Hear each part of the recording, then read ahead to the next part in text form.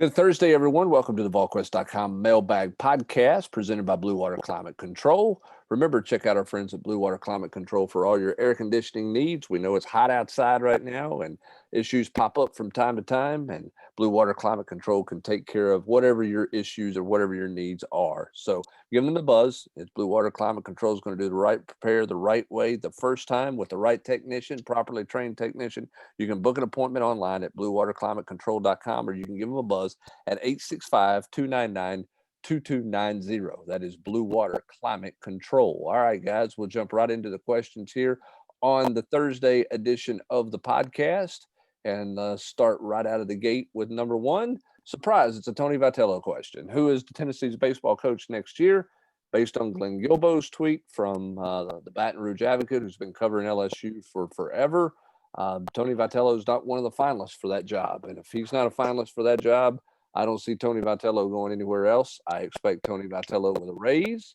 I expect Tony Vitello with some facility guarantees, and I expect him to be Tennessee's baseball coach next year if indeed he is not a factor at all at LSU. I think that's pretty cut and dry where that one's at, because I don't think Tony has any interest in any other jobs at this point. So we'll go on to the next one here. What sport does coaching make the most difference? I'll go with basketball, just because smaller number of guys. I think it feels to me like you have more control over the action, and I would put football kind of a close second, but more so from a play calling standpoint than anything else. If that makes sense. But I just think with 5 guys on the floor and 13 total guys on the team, the coach, especially in college basketball, the coach really has a lot of influence on how things go. I think the head coach in basketball, I think Rob was right about that, but I think the staff in football, because they have more players and they have to have more coaches. So there's more, you can have a couple of coaches that, aren't very strong, and that can hurt a football program. If you're more cohesive as a staff and you have quality assistants, I think it helps the football program. So I think wise basketball overall, so I would go football. Yeah, I agree with that totally. Well, and I think the other thing that's, what's the definition of coaching? Are you talking about schematics? Are you talking about recruiting? Are you talking about player development? In some cases in basketball, Rob, some guys arrive ready to play. Now coaching is involved in managing that, right, and helping them transition. But from a development standpoint, guys are coming through at all schools, and not at all, but at some schools, ready for the NBA. They're there for 35 games. Then you have other players who come in and the Grant Williams and Admiral Schofields, that's all about development with them. So I think coaching is a broad brush, in terms of exactly what does he mean, by coaching. But I would agree that staff wise, I think the football staff makes more sense in terms of making the most difference, because there's so many people involved. But I agree with both you guys from a head coaching standpoint. I don't think there's any doubt that basketball is, to me, is the one that has the most impact. The head coach has the most impact in basketball. I would say that for sure. For the 40 minutes of the game, I think he's got more ability to control the game. But to your point about what does the question mean? If it's the totality of building a culture, building a program, then I think I still think it's probably basketball, because and again, it's just because of numbers, but I think that's hugely important of, setting the standard, setting the expectation. The guys want to live up to that standard every day and have people be accountable. That's an aspect of coaching that I have developed a lot greater appreciation for over the years. Yeah, I don't think there's any doubt. All right, we'll move on to the next one. Guys, you talked about percentages being important for how many commits teams get out of visits. Tennessee will get 25 to 30 official visitors roughly for the month of June. Counting silence, how many do you think Tennessee has so far? Do you like our percentages? How do you think that it went? Basically what I'm asking, he says, is were the visits well spent? My stance on that's not any different than it was. You're not going to know. Well, that's what I when he asked the question on the board earlier in the week, I answered it the same way I'll answer it here, the same way I answered it in the podcast on Monday or Tuesday when we talked about this topic. I think the date is September 1, right? I mean, I think you can make better judgment September 1. Who are you still involved with that you have a shot at that visited? Who did you get? Who are you out of it with? And who's committed elsewhere? Then you have a better idea. I mean, I don't think you're wasting visits the way the calendar failed this year with some guys. For example, I don't think Brew Breaker's coming to Tennessee. I've said that for a while. I don't think Ryan Brew Breaker is going to end up at Tennessee. I don't think that's a wasted visit to kind of shoot your shot and see what happens. Ultimately, I don't think he's going to end up being here, but I wouldn't call that a, quote, wasted visit. Anytime you can get a top 150 player in the country, or even a top 250 player on your campus for an official visit, you do it. And so, yeah, I mean, I'm with you. I mean, the Penn State thing, I mean, it's just common sense. I mean, like, did Dad play there? It just all the dots connect. But I mean, you're right. Now, yeah, you get to September 1st, like, let's say you got Dylan Sampson right now. You're gonna, but I think we have a chance to get Cam Miller by September 1st. Quintel Jones, Caleb Perry. You start looking at some of the guys that make some sense as to potentially commit before September 1st. Now, we'll have this in the war room later. Isaiah Horton not going to officially visit this weekend, going to unofficially come up Sunday for the barbecue. And so I think he's one you could get before September 1st, because I think he's going to do something in the next 30 to 45 days, and so, when I look at, some of these kids, they may, get some kids that weren't here technically officially, but still get them in the boat at some point before September 1st. Demerits for you, because what's in the war room is supposed to stay in the war room, and you gave war room notes away before the war room was ever posted. Demerits to you. You get a demerit. That rule went away. You changed that rule. The 3 paragraphs to begin with went away a long time ago. Demerits for you for giving away war room notes early. I'm just kidding. But again, I think that you have to wait and see kind of where things are. As I mentioned a couple of different times, I just think that's the case. And Rob, because the visit calendar rolled over the way it did, you didn't necessarily waste visits. Now, the question on a visit was, when you look at it back in November, should you have waited and shot your shot with a kid in October, November, as opposed to doing it in June? That's always going to be a debate. But you're not playing a numbers game right now with the way the calendar falls. No, and I feel like Tennessee put some pressure to, because the staff's new, because they had never met any of these kids or had them on campus. I think they felt pressure in some instances that they had to move fast, that they had to take the chance to get them on campus as soon as possible. Yep, that's particularly the higher rated kids, as Austin mentioned. All right, on to hoops we go. Where do you see Keon, Jaden, and maybe Pons being drafted? Do you think Keon being 6'3.5" without shoes is going to hurt his stock? His strength and agility numbers have not been posted yet, so that might help. What do you think about their draft stock? I've seen a couple of people say they're not as high on Keon as some others. In terms of being a lottery pick, it seems like both Keon and Jaden are seem pretty consistently in the top 20. Haven't seen a whole lot of Pons' name at this point, Rob. Yeah, I think Keon's going in the top 10, and it's an understatement to say that his strength and agility performance tonight at the combine is going to help him. He set the all-time combine record tonight with a 40-inch vertical leap, which the previous high was 45.5. And he had a standing vertical of 41.5. So, yeah, I think Keon's going to be just fine. And no, I mean, they play basketball with shoes on. With shoes on, he measured 6'4 3/4, 6'5", essentially. Shooting guard, and a wingspan of 6'7". So, yeah, his measurables, he probably helped himself as much these past couple of days as anybody up there. I see Jaden in the 20s. I'm not sure that Eves gets drafted. If he does, it'll be the back end of the second round, I think. But he will have a chance Like somebody will bring him in and for their summer league team. He'll have a chance to make a squad as a free agent for sure. Okay. Titus wants to know if we'll do interviews with support staff from various coaches.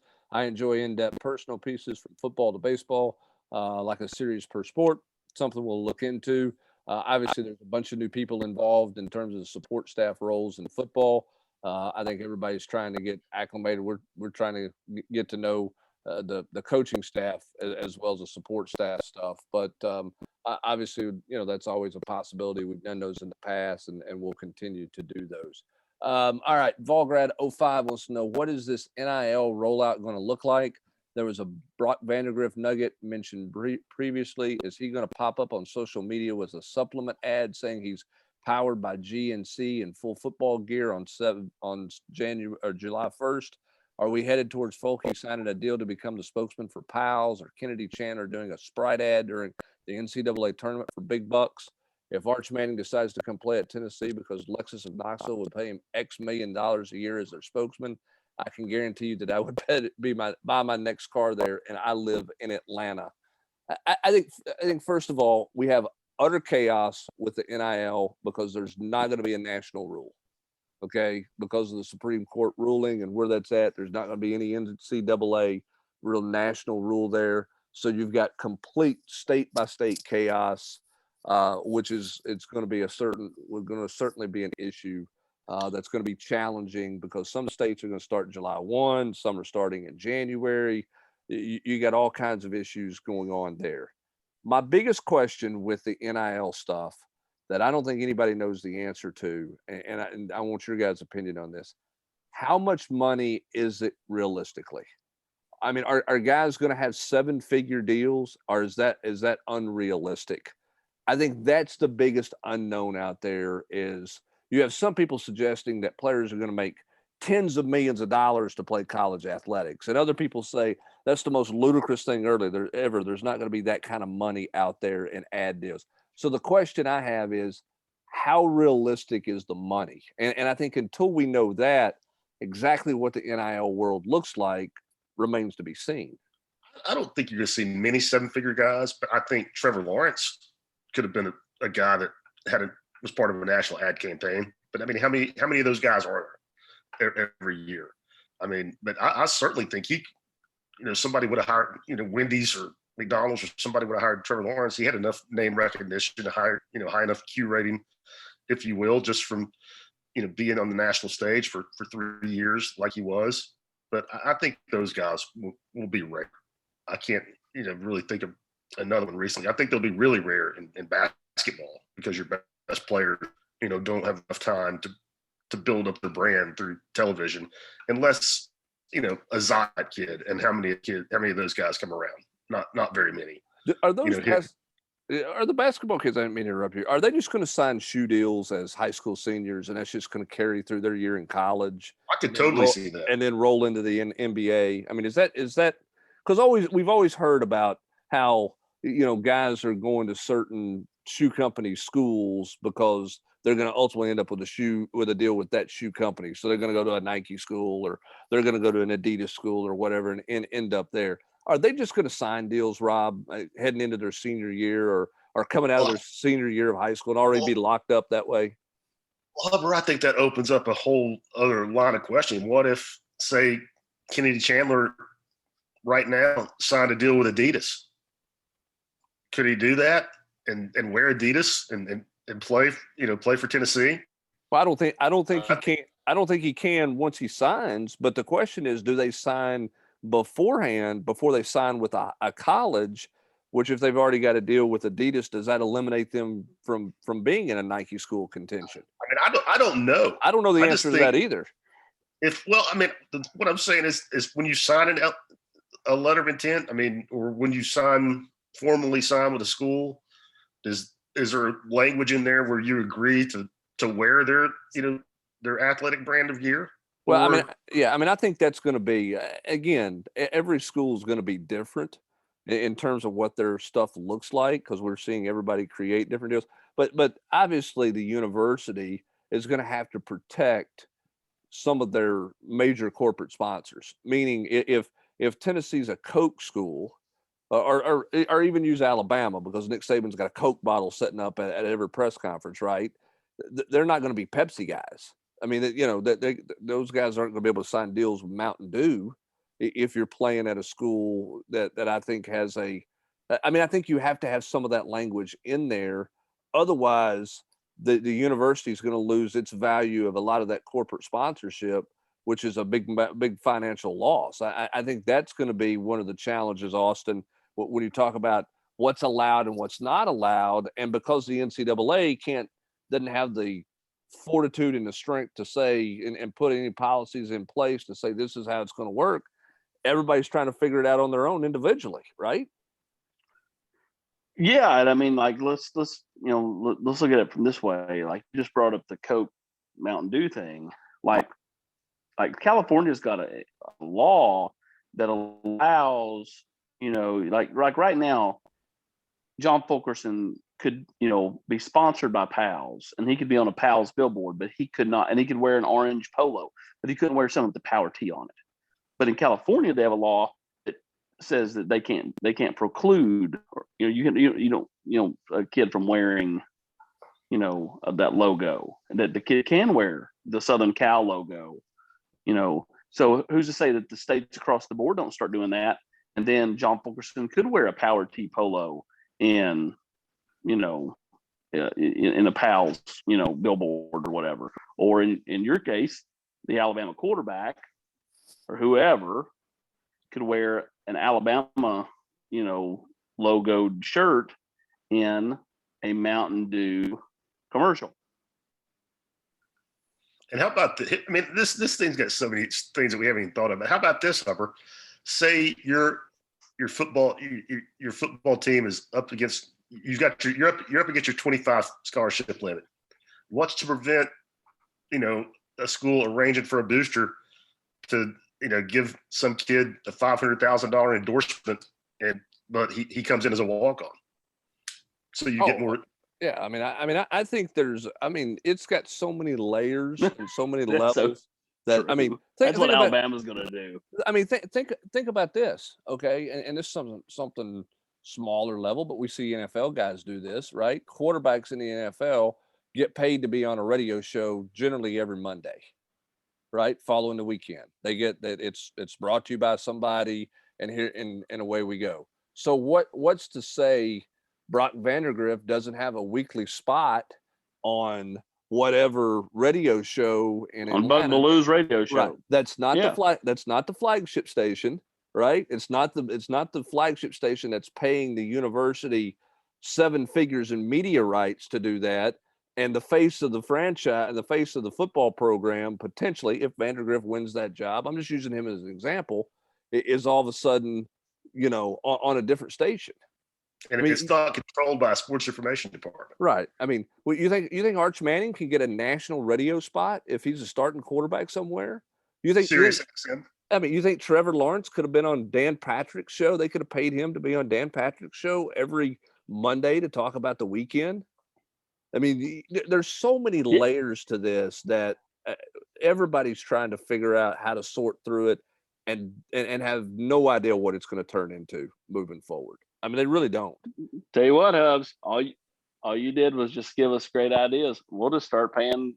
We're going to pay Cade Mays to come on and do, a look back at the weekend.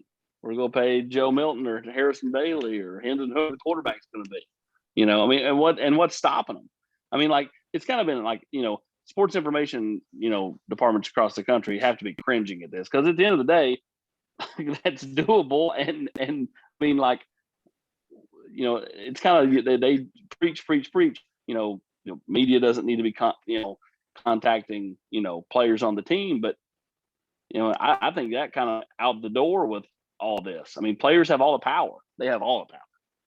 Yeah, I mean, absolutely. All right, let's go to a recruiting question. Then I think we got a couple more NIL questions to debate and talk about. Who would you say are the main D-line and linebacker prospects that Tennessee are pursuing? Not named Walter Nolan and Tolan.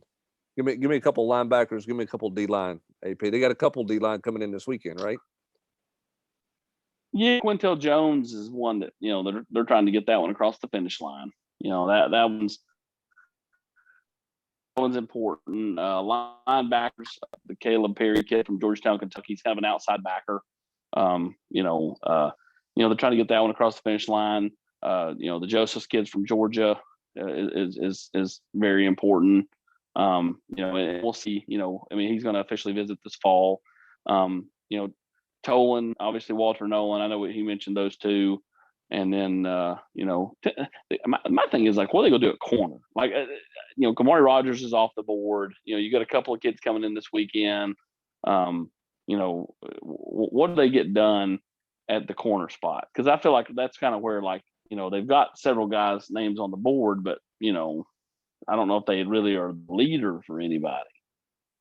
Yeah, I don't know there. How many official visitors do you expect Tennessee to host this weekend? I think at least a dozen, probably.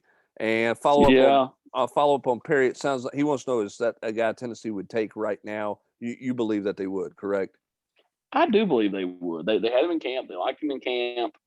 I do think they probably would take Caleb Perry, and I think that's the number to me is 12 to 14. I think it's as many as 14, as few as 12. What's the deal with Geo Davis? Tennessee cooled on him, or has he cooled on the Vols? I don't think he's cooled on the Vols. I think more than anything, you just got to take care of everything both on and off the field. It just doesn't seem like there's much traction there. That's not to say there won't be. It just does not mean what the whole month of June he's not been up here once. To me, that says a lot for a kid that was basically called Tennessee as leader 8 weeks ago. Yeah. Next question. I've seen multiple sources with USC ranked higher than Tennessee in the power rankings in the East. I honestly thought that would be one of the easier games this season with them having similar rebuilding circumstances. Where do you think Tennessee is with a South Carolina matchup? Rob, I like Tennessee in the South Carolina matchup with a first-year head coach in Shane Beamer. I like Shane Beamer, first-year head coach, trying to get established there. Got a lot of decisions to make on game day he's never made before. There'll be some growing pains there. That's inevitable, right? Yeah, I would have to think so. I mean, they're kind of a mirror of Tennessee with a new coaching staff, new systems, and you don't know who the quarterback is going to be. They're also a mirror of Tennessee. If I'm not mistaken, I've been looking into some of the previews for next year.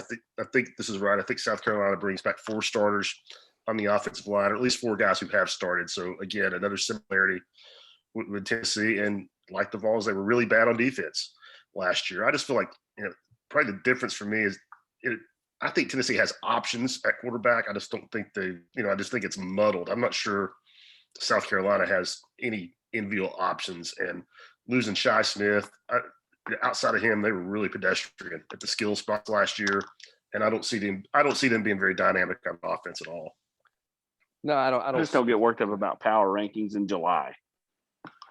That's true. I mean, there's so many unknowns because nobody's seen these teams and don't know what that's going to look like and who's going to start where and all of those things. Next one, what's your opinions on the 12-team playoff? Who would it help? Who would it hurt?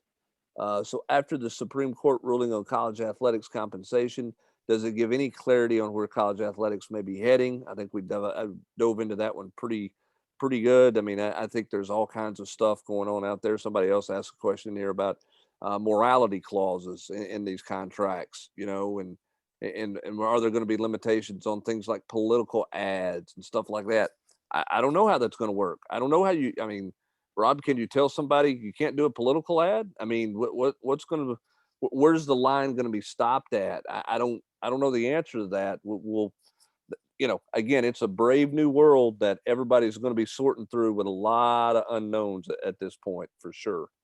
Aren't there probably some language in professional contracts? And I don't know. I'm just asking this, that includes a morality clause in terms of what you can do in terms of personal endorsements. Oh, I'm sure. Yeah.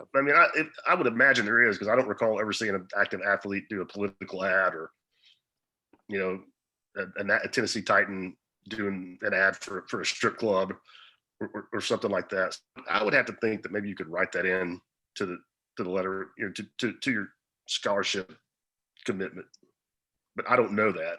Yeah, but I think you're right. I mean, you don't see those kind of. And here's the thing too, for a student athlete, and part of this is a learning curve for them.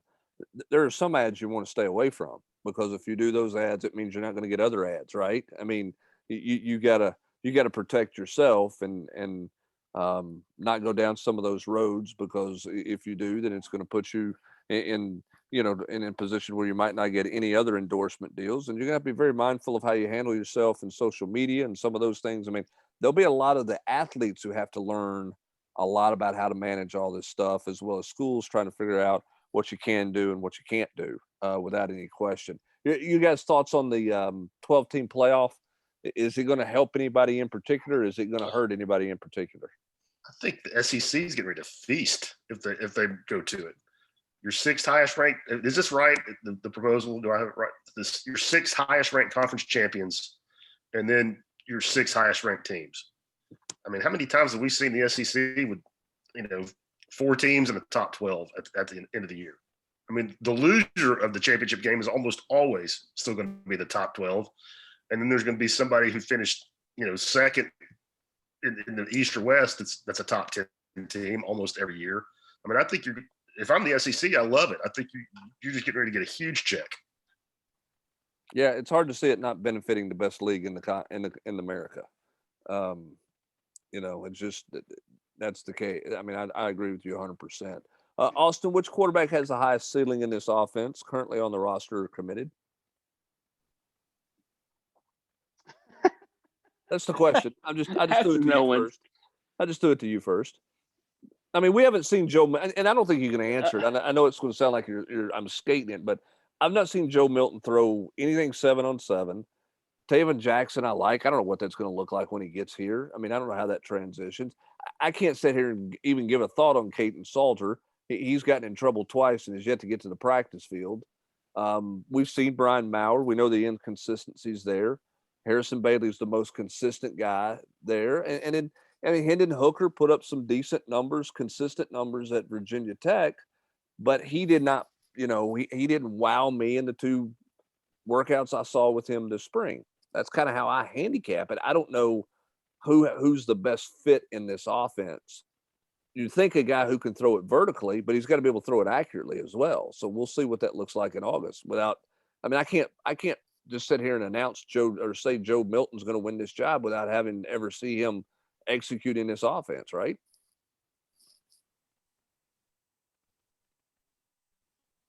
Agreed. I ultimately think that this is kind of to Harrison Bailey or Joe Milton.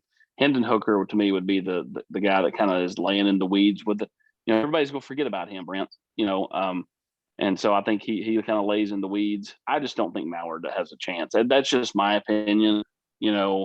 I just think that for all the flash that he can provide, he just has so many head scratching, plays out there that, much like with the last staff, this new staff saw the same this spring. I just think they're going to be hesitant with him. He'll make one play, it looks like $1 million, and then the next 3 are just like, what was he looking at there? So ultimately, I think this really comes down to Milton versus Harrison Bailey. That's my opinion.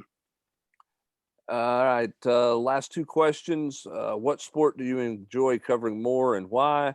I enjoy covering teams that win because it's fun. It's more fun when they win. it's a funner story to write. Everybody's a lot happier when they win, right, AP? That's just being honest. I cover, football more than I cover basketball. I've covered a lot of basketball through the years. I think part of covering what you enjoy more is in terms of the people you enjoy dealing with. Basketball's fun because I like dealing with Rick Barnes. I mean, I enjoy doing it. That's not a knock on previous guys, but Rick Barnes is comfortable in who he is, Rob, and he's easy to deal with. That's not saying Josh Heupel's not or anything else, but that's one of the fun things about basketball is because of Rick Barnes and his personality. And they've won some games. Well, I like basketball. Man, I do a little bit of both. Obviously, more basketball, but I think when things are rolling, when it's good, I think basketball is more fun. I mean, the tournament time, like from the conference tournament to if you get to hang around the NCAA tournament for a couple of weeks, that's a blast. I mean, you're usually going to some pretty cool cities, seeing some good basketball, and in basketball, you just get to know people so much better. I mean, in football, I think part of this is by design. I think they insulate the kids a lot more. You know, a lot of times you don't get to know the assistant coaches very well because they never talk. Whereas in basketball, you know, just for example, you know, when Tennessee won 31 games and played, I don't know, probably played 38, 39 games that year, you probably interviewed Grant Williams 30 or 40 times. I mean, you just don't. I mean, you get a sense of the kids more. I mean, I'm not saying you know them, but you know you develop a relationship. You get a sense of their personality. They know you, you know them, and I don't think you ever get that in football. Yep, I agree with that because of the numbers and the way that the two sports are kind of managed and the approach that they go about there. Um, Last question. I just think it's Go fun in ahead. general, Hubs. Oh, I mean, it beats a real job, no question. I just think, I mean, well, none of it's yeah, I bad. mean, like, I just enjoy dealing with people, man. I enjoy dealing with people, period. And so whether it's, you know, occasionally coming over to a basketball availability, you know, and talking to some of those guys, talking to Coach Webb and the golf team, talking to, obviously any of the new football staff guys. And trust me, everybody, we've had so much change around here. It's a revolving door of meeting and building new relationships. Like, it'd be nice if we could keep, you know, a staff for a while and not have to like constantly have to, you know, build from the ground up. And so it's just, I think my job, I just enjoy the people, you know, and if they win, that makes it even that much better because you get to see, you know, a group of people that you see as not coaches, but regular people, you know, because you get to know them. And so I think that's why it's different. Like, you know, how the fans view the staff and maybe how we view the staff are two different things because we get to know the person in a lot of ways and understand like their family ties and all that type of stuff. That makes it, you know, when you see a coach you like, you know, have a little bit of success, makes it more fun for all of us, I think. Yeah, I don't think there's any doubt about that. All right, out the door. Wolvall wants to know if we're going to start covering some baseball recruiting, and I think Ben's already shown you that he's gonna cover roster management with this baseball team. He's already done a story on the pitcher transferring from Missouri. He had a note out there on Wednesday about a potential transfer to keep an eye on, and we're certainly going to continue to follow this baseball program and going to cover it, and that'll include some recruiting stuff, and that will include transfers and everything else in there. So yeah, we're going to continue to cover baseball, not just games, not just weekend series, but throughout the year we'll try to have various baseball nuggets on recruiting, roster management, et cetera, et cetera. All right, that's going to do it for this Thursday edition of the Volquest.com Mailbag Podcast. For Austin Price and Rob Lewis, I'm Brent Hubbs. Thanks for joining us, and have a great rest of your Thursday, everybody.